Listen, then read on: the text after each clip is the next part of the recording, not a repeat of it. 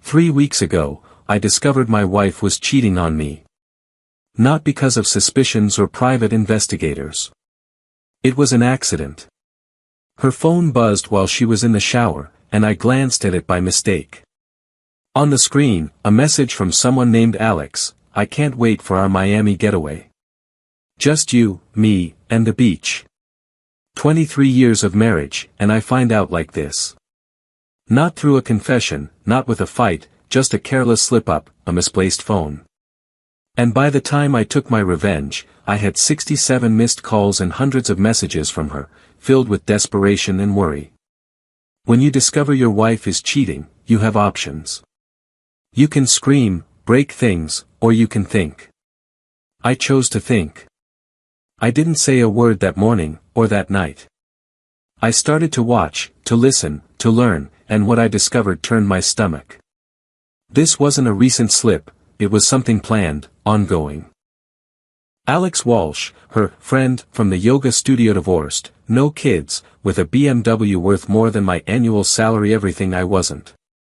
The messages I found later painted a portrait of her double life. Fake work weekends, book clubs that ended in hotels, excuses that now fit together perfectly. But I didn't confront her. I planned. I called my friend Curtis, a lawyer. Not to sue her yet, just to know my options. I photographed documents, reviewed accounts, prepared the groundwork, and I waited for 3 weeks. 3 weeks of watching her lie to my face. 3 weeks of smelling another man's cologne on her clothes. 3 weeks of knowing she was planning her girls' trip to Miami with him. I overheard her on the phone with Alex, telling him how she'd convinced me, how I believed she was going with R and Chuzzy. I laughed to myself. She thought I had no idea. This morning, she kissed me before she left. "I'm going to miss you," she said, feigning sweetness. She told me the girls were picking her up to go to the airport. I even helped her put her suitcase in the Uber, knowing Alex was probably already waiting for her at the airport. "Have fun with the girls," I said, squeezing her hand. "You deserve a vacation." That smile of hers, the same one she'd been deceiving me with for months, was the last one. A few hours later, she sent me a text. "Don't worry, it's just an innocent girls' trip." Innocent. That word almost made me laugh. After 3 weeks of watching her lie with such ease, she had the audacity to write that. That's when I replied, brief, cold, fatal. "I hope you and Alex enjoy the island." I hit send. I left the phone on my desk and waited. I could picture the scene, her at the airport or already at the hotel, reading my message, her face shifting from confusion to terror. 30 seconds later, my phone started to ring. I let it ring once, twice, a third time. By the time I left work, I had 17 missed calls and 43 messages. All the same. "Please call me. It's not what you think. I can explain. I'm coming home right now." But one stood out above all the rest. "Flight booked. I land at O'Hare at 11:47 p.m. Please don't leave me."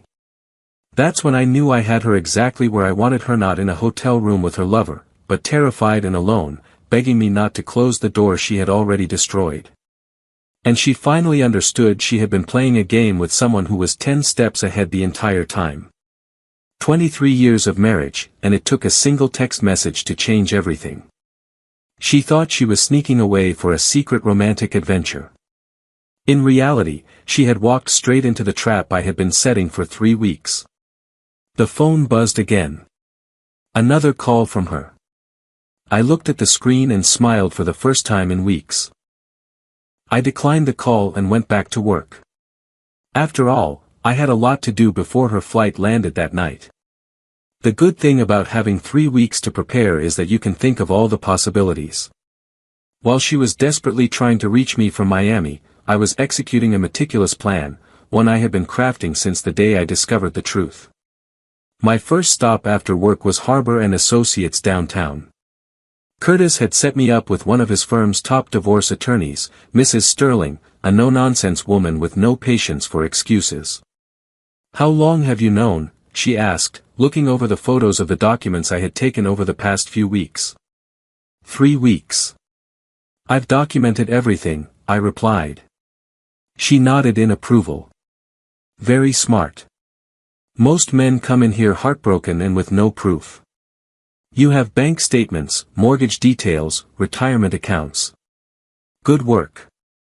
As we talked, my phone wouldn't stop vibrating. The calls had slowed down, but the messages were coming in waves. I glanced at a few. I never wanted this to happen. "Alex means nothing to me. Please let me explain." Mrs. Sterling noticed the screen lighting up again and again. "The other party is trying to get in touch," she said with a half-smile. "She's discovering that actions have consequences," I replied, turning the phone face down. "Good, don't answer her yet," she advised. "Let her stew. It's amazing how people start making mistakes when they panic." When I left the law firm, it was almost 8 p.m. I had 67 missed calls and over 100 text messages. The most recent ones were pure desperation. "I'm on the plane. We need to talk. Please don't ignore me. I know you're hurt, but let me explain." But one, in particular, stopped me. "Alex doesn't understand why I'm leaving. I told him it was a family emergency. Please don't tell his wife, please." That last sentence made me hit the brakes. Alex's wife.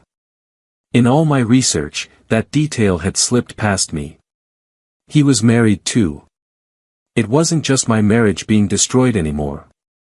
It was 2 families being torn apart by 2 selfish people. I drove home slowly, taking the long way. The house felt different, quieter, more mine, as if the air had been cleansed. I poured myself a drink and sat in my old recliner, the one she hated. "That chair ruins the whole living room," she used to say. Tonight, it felt perfect. My phone rang again. I answered. "Thank God," she whispered. "I've been trying to reach you for hours. My flight lands in 3 hours, and we need to. How's Alex handling your sudden departure?" I asked, my calmness throwing her off. Silence. Then, a trembling voice. "What do you want me to say?" "I want you to stop insulting my intelligence," I replied. "You've been lying to me for months. You packed for a romantic getaway with another man. You kissed me goodbye this morning, knowing full well where you were going and with whom. So spare me the theatrics. It wasn't supposed to happen like this." "Which part? The affair, or getting caught?" Silence. Then, in a small voice, "Both." At least she was honest. "Here's what's going to happen," I continued. "You are going to come home. We are going to have one conversation tonight, and then you are going to pack your bags and find somewhere else to stay while we sort out the legal details." "Legal details? You're already talking to lawyers." "I spoke with one 3 hours ago. I filed the preliminary paperwork." "What?" "An hour ago, I froze our joint accounts. You spent months planning your vacation with Alex. I spent 3 weeks planning this conversation." The silence was so long I thought she'd hung up. Finally, she whispered, "You knew. You knew before I left." "I knew the morning you got the text from Alex about your Miami getaway. I've known ever since. Every fake book club meeting, every supposed girls' night, every time you came home smelling like his cologne and told me you missed me." "How long have you been planning this?" she asked, her voice barely a whisper. "Since I realized my wife could look me in the eye every day while living a completely different life behind my back." "I never wanted to hurt you," she said. That almost made me laugh. "You've been hurting me for months. The only difference is that now you have to face the consequences. We can talk when I get home. Face to face." "We will talk," I answered. "But understand something. This is not a negotiation. It is not couples therapy. This is me telling you exactly how it's going to be. You lost the right to an opinion when you got on a plane to Miami with another man. And Alex's wife. Are you going to tell her? She asked. Even in her panic, she was trying to protect him. That depends on how our conversation goes tonight. Please, don't destroy his marriage too. His marriage? I asked, letting the question hang in the air. You're worried about destroying his marriage after you destroyed ours. It's not the same. You're absolutely right, it's not the same, I admitted. His wife deserves to know the truth. Just like I deserve to know it. The difference is, she's going to find out tonight, not by accident 3 weeks from now. You can't do that. Actually, I can do whatever I want. That's the advantage of being the one who wasn't cheating. I get to decide which truths come to light, and when. The call ended abruptly. She had hung up on me. 5 minutes later, a text. I'll be there in 2 hours. Don't do anything stupid before I get there. I poured myself another drink and opened my laptop. It was time to find Alex's wife on social media. Someone had to let her know her husband's business trip to Miami had been cut short by unforeseen circumstances. It took 15 minutes to find her. Social media makes it far too easy these days. Lauren Walsh, married to Alex for 8 years. 2 kids, works part-time as a dental hygienist. Her last post was from yesterday, wishing Alex a safe trip to his important conference in Florida. I stared at that for a moment. An important conference. The lies just kept piling up. I was still debating how to handle the situation when I heard the Uber pull into our driveway. 11:52 p.m., 5 minutes ahead of schedule. I watched her get out slowly, as if she were walking to her own execution. Alex was nowhere in sight. He was probably still in Miami, wondering what kind of family emergency could make someone abandon a romantic weekend. She used her key to get in. That surprised me. I expected her to knock, to maybe test the waters. Instead, she walked straight into the living room where I was sitting, still in the recliner she hated so much. Her hair was a mess, her makeup was smeared, her clothes were wrinkled.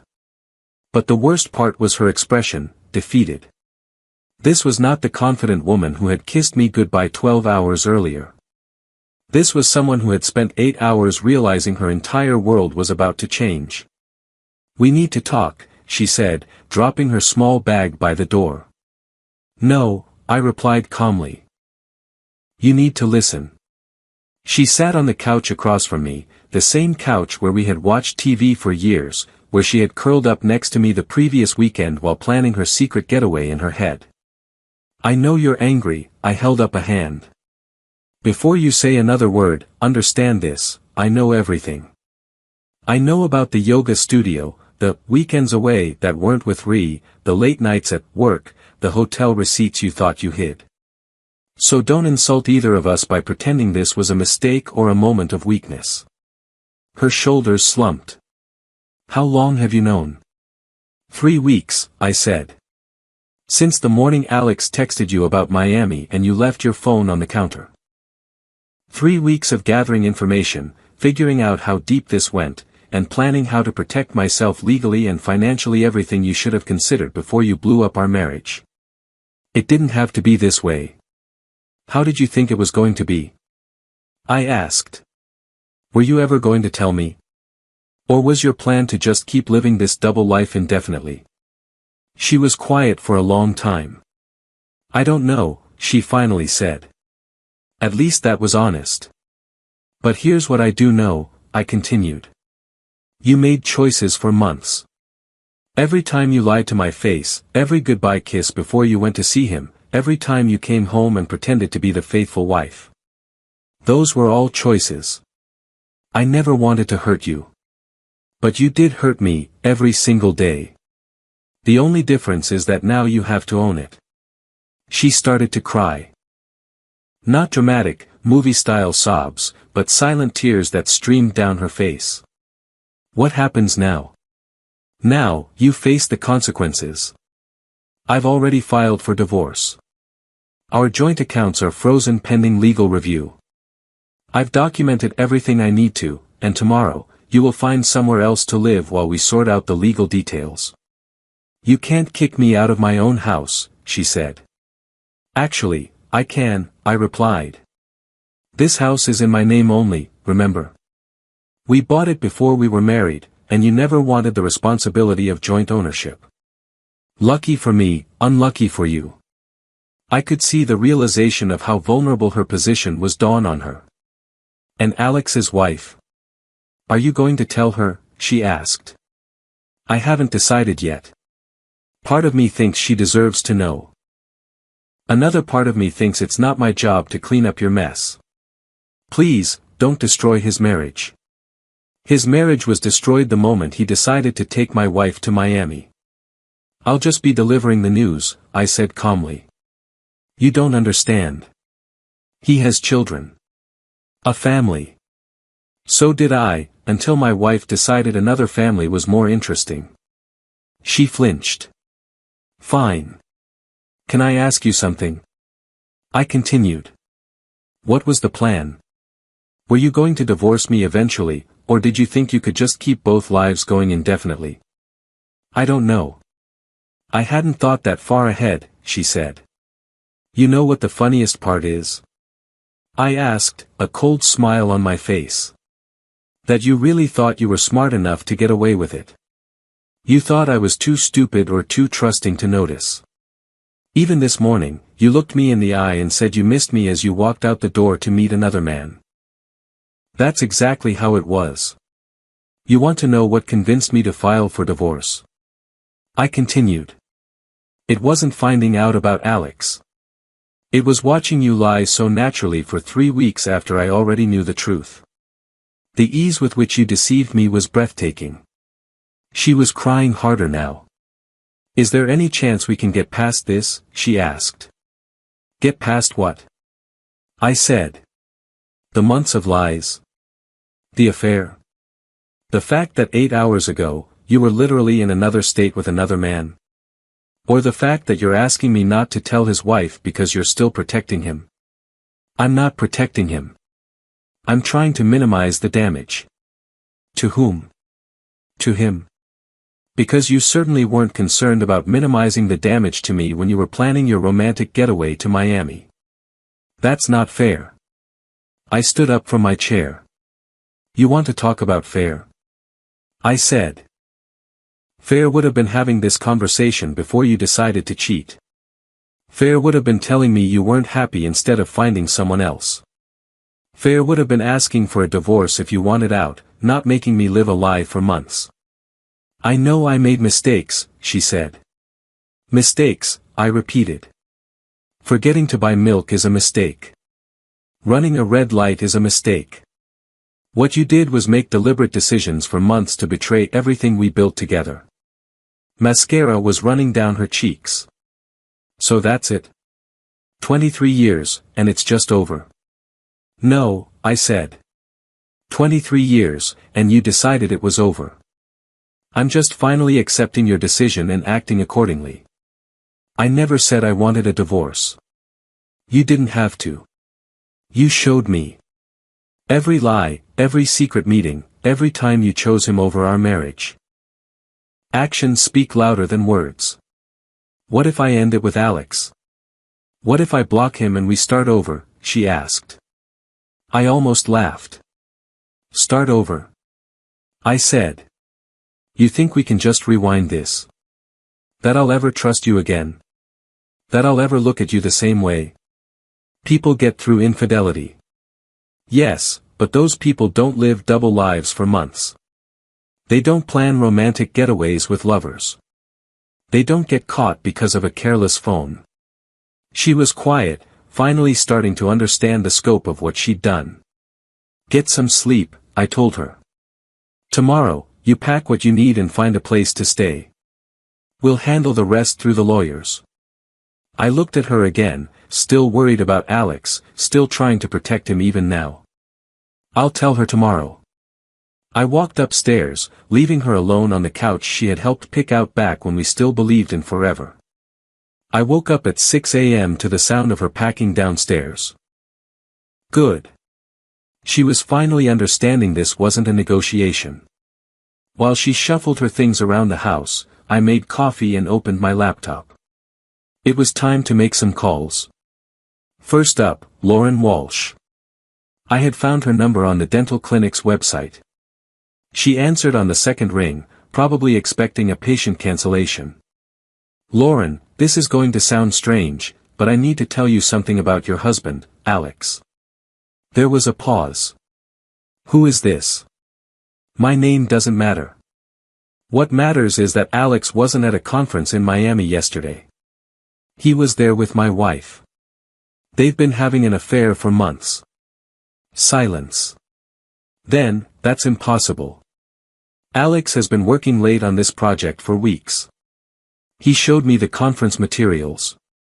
Ma'am, my wife sent me a text from Miami yesterday saying it was just an innocent girl's trip. I replied telling her to enjoy the island with Alex.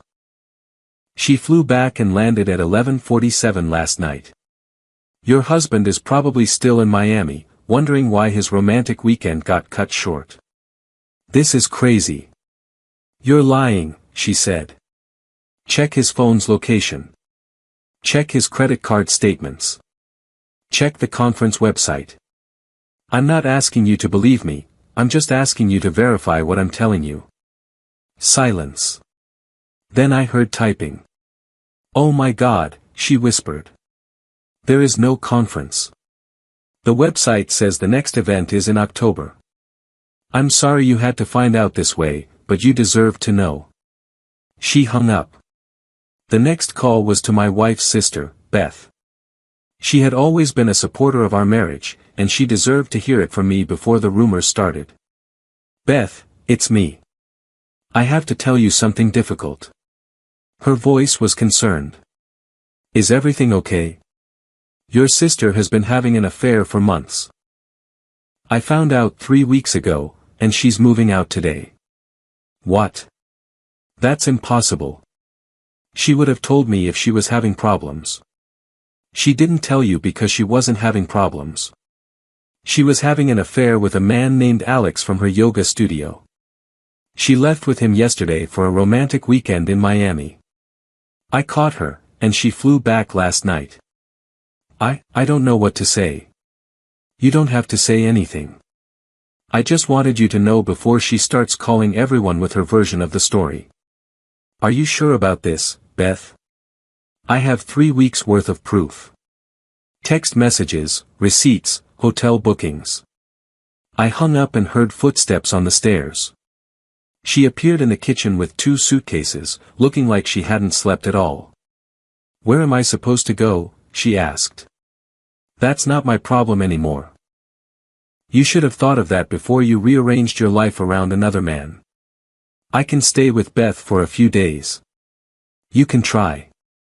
I just got off the phone with her. All the color drained from her face. You told my sister. I told her the truth. Just like I told Alex's wife about an hour ago. You called Lauren. You called his wife. She deserved to know, just like I deserved to know. She sat down heavily at the kitchen table. You're destroying everything. I'm not destroying anything. I'm just revealing what you already destroyed. There's a difference. Alex is going to lose his job. His wife is going to take the kids. Alex made choices. Actions have consequences.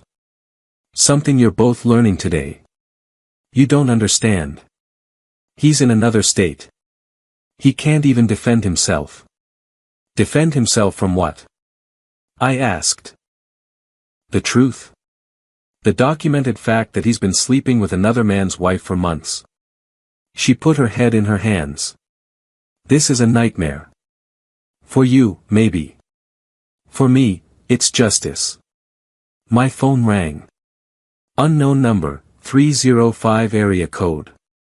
Miami. Is this the husband? An agitated male voice said. Depends on who's asking. This is Alex. What the hell did you say to my wife? I told her the truth. Something you apparently forgot to do when you told her you were going to a conference. You don't understand the situation. I understand it perfectly. You've been sleeping with my wife. You planned a romantic weekend together, and you lied to your own wife about where you were going. What part am I not getting? It's complicated. Actually, it's very simple. You're a married man who decided to pursue a married woman. Now you're both paying the consequences. You've ruined everything. I didn't ruin anything. You and my wife ruined it months ago. I just stopped pretending it wasn't happening. My wife is filing legal action and talking about taking the kids. Good for her. She deserves better than a husband who lies about business trips to cheat on her. You have no idea what you've done. I know exactly what I've done. I've given two women the information they needed to make informed decisions about their marriages. Something their husbands should have done months ago. He hung up. My wife was staring at me from across the kitchen table. She looked scared, and rightfully so. His wife is smart enough to protect herself and her kids. Unlike some people, she's not going to spend months in denial. What about us? What about our marriage? What marriage? The one where you lived a double life for months. The one where you lied to me every day. The one where you planned romantic getaways with another man. That marriage ended the day you decided Alex was more important than your husband. I never said he was more important. You didn't have to. You showed me. Every choice you made, every lie you told, every night you came home and faked loving me. Actions speak louder than words. She picked up her suitcases. I'll call you when I figure out where I'm staying. Don't bother. All communication will go through the lawyers. It doesn't have to be like this. Yes, it does. You made sure of that when you got on a plane to Miami with another man yesterday.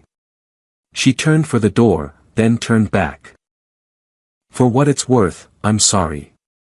Sorry you got caught, or sorry you did it. She didn't answer. The lack of response said everything.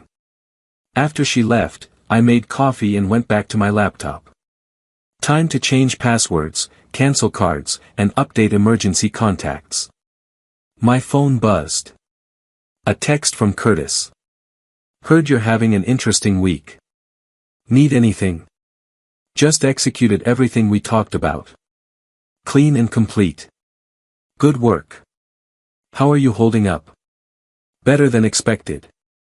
Having a plan makes all the difference. And it was true. For the first time in weeks, I felt like I could breathe. The house felt lighter.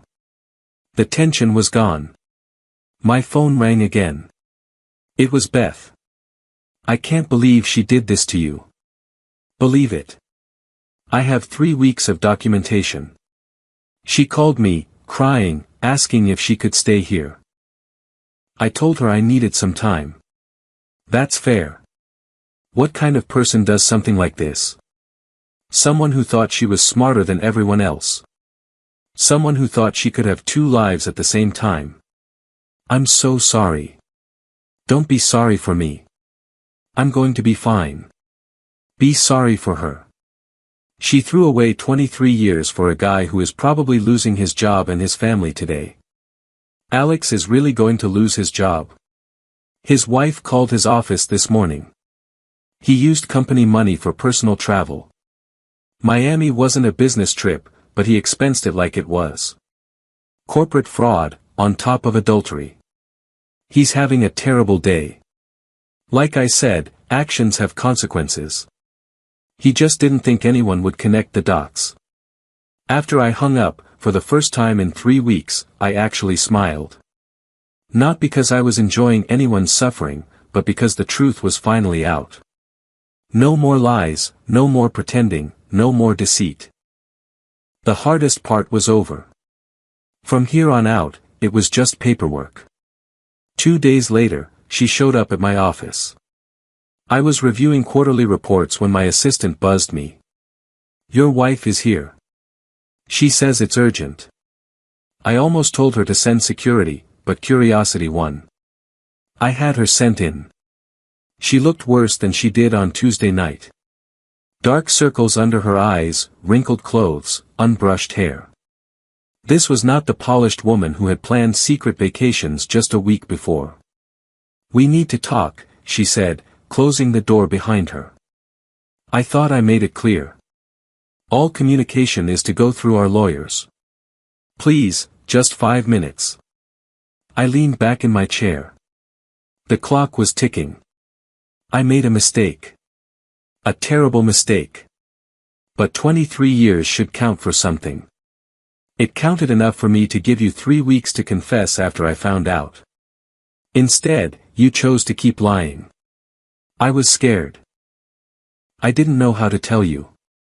You weren't scared Tuesday morning when you kissed me goodbye before getting on a plane with Alex. You were excited.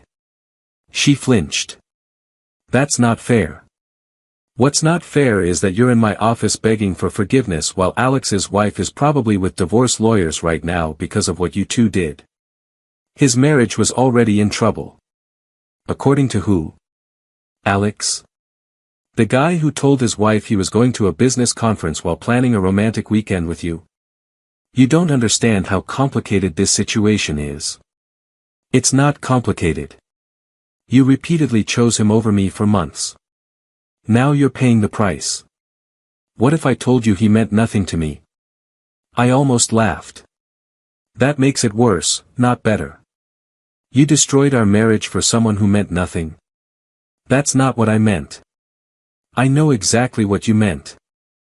You thought throwing Alex under the bus would make this better. But I don't care if he was everything or nothing. You still chose to lie to me every day for months. People make mistakes. People forgive. Some mistakes can be forgiven. This wasn't a mistake. This was a carefully planned deception that involved you lying to my face every single day. She sat down across from my desk, uninvited. What would it take to fix this? Nothing. There is nothing you can offer me that would make me trust you again. I'll quit the yoga studio. I'll cut Alex out completely. I'll go to therapy. You should do all of those things if you want any chance of being happy in your next relationship. This one is over. You're being cruel. I'm being honest. Something you forgot how to do months ago. My phone buzzed.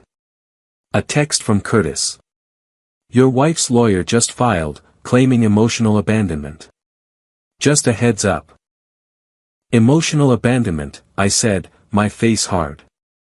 Is that your legal strategy? My lawyer said yours is a fool if he thinks that will work. I have 3 weeks of documented proof that you abandoned this marriage long before I found out the truth. I never emotionally abandoned you. Really?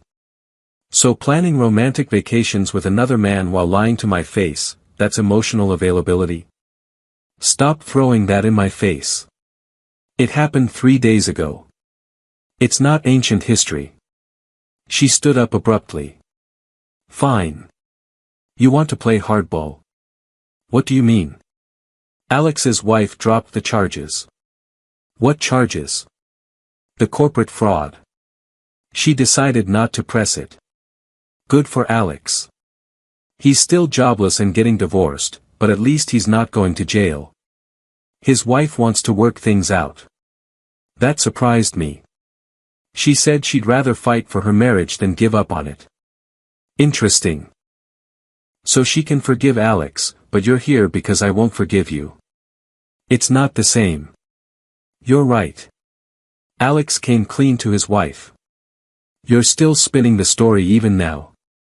I'm trying to save our marriage. No, you're trying to avoid the consequences of destroying it. There's a difference. She was quiet for a moment. What if I told you there were others before Alex? I was now giving her my full attention. Excuse me. Would that change anything? If you knew Alex wasn't the first. I stared at her. Are you threatening to confess to more affairs if I don't take you back? I'm asking if knowing the whole truth would change anything. The whole truth? I thought Alex was the whole truth. How much truth is there? Does it matter? It matters because it shows me exactly who I've been married to for 23 years. She walked to the door, then turned back. You'll regret this. We were good together. We were never together. I was married to someone who doesn't exist. You were married to someone you never respected enough to be honest with. This isn't over. Actually, it is. And the fact that you think threatening me with more confessions is a winning strategy tells me everything I need to know about why this marriage is truly over. After she left, I sat in my office and processed it all. Others before Alex. How long had I been living a complete lie? My phone rang. Mrs. Sterling, how did the ambush go?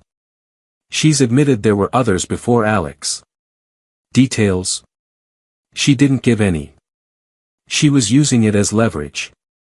Said she would tell me the whole truth only if it would change my mind about the divorce. Classic manipulation tactic. I'm not falling for it, but it does make me wonder how long this has been going on. It doesn't change anything legally. But it changes everything personally. After I hung up, I felt something I didn't expect, relief. I wasn't angry anymore. Every conversation with her just confirmed I had made the right choice.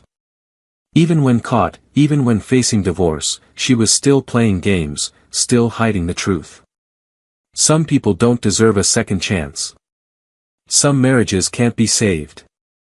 6 months later, I was sitting in the recliner she hated, reading the final divorce decree. It was clean, direct, no excuses. She got her things and half the savings account. I got the house, my retirement, and my dignity. My phone rang. Curtis, how does it feel to be officially single? Like I can breathe again. Any regrets? Not a single one. Best decision I ever made. And it was true. The last 6 months had been the calmest of my adult life. No more wondering why she was working late. No more living with someone for whom lying was a daily routine. Did you hear about Alex? Curtis asked. His wife took him back, but 3 weeks later, she filed for legal separation. He was still texting other women. Some people never learn. My ex-wife is living with her sister now. Beth told me she's dating some guy she met at a coffee shop. Apparently, he doesn't know anything about Alex or the details of the divorce.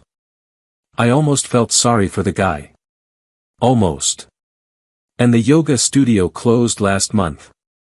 The owner couldn't handle the drama when word got out about instructors hooking up with married clients.